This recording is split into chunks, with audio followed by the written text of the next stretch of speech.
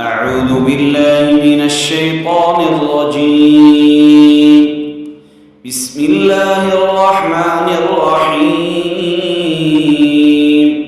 سيقول السفهاء من الناس ما ولاهم عن قبلتهم التي كانوا عليها قل لله المشرق والمغرب يهدي من يشاء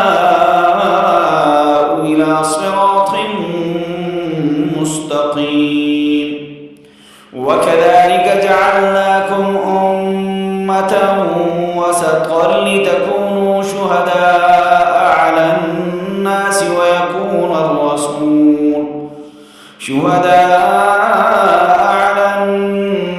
ويكون الرسول عليكم شهيدا. وما جعلنا القبلة التي كنت عليها إلا لنعلم من يتبع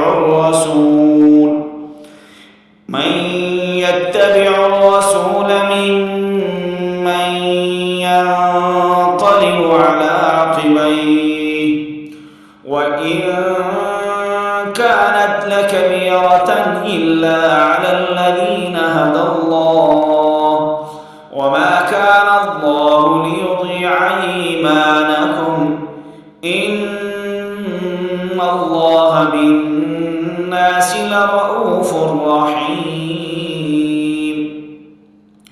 قد نرى تقلب وجهك في السماء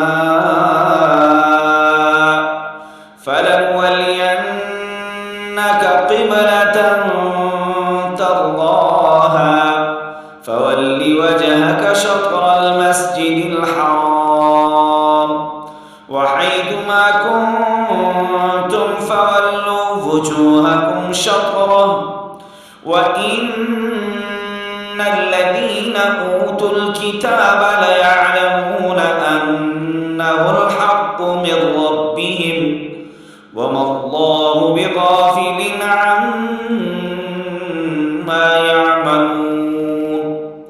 ولئن أتيت الذين أوتوا الكتاب بكل آية ما تبعوا قبلتك وما أنت بتابع قبلتهم وما بعضهم بتابع قبلة بعض ولئن اتبعت أهواءهم من بعد ما جاءك من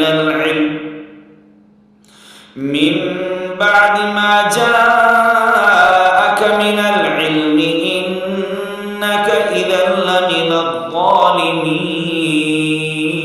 الظالمين. صدق الله العظيم.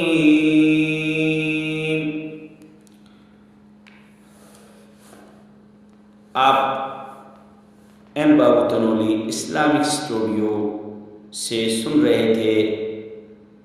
आज हमारा 20वां सबक सुन रहे थे आप। अल्हम्दुलिल्लाह दूसरा सिपारा हम शुरू कर चुके हैं। आप कुरान पाक पढ़िए, कुरान पाक सीखिए। ये आपको यूट्यूब के ऊपर मुकम्मल कुरान पढ़ाने वाला, मुकम्मल कुरान सिखाने वाला पहला चैनल है। आपको इस तरह तरतीब से और इस तरह बाकायदा सबकन मुकम्मल कुरान यूट्यूब के ऊपर नहीं मिलेगा।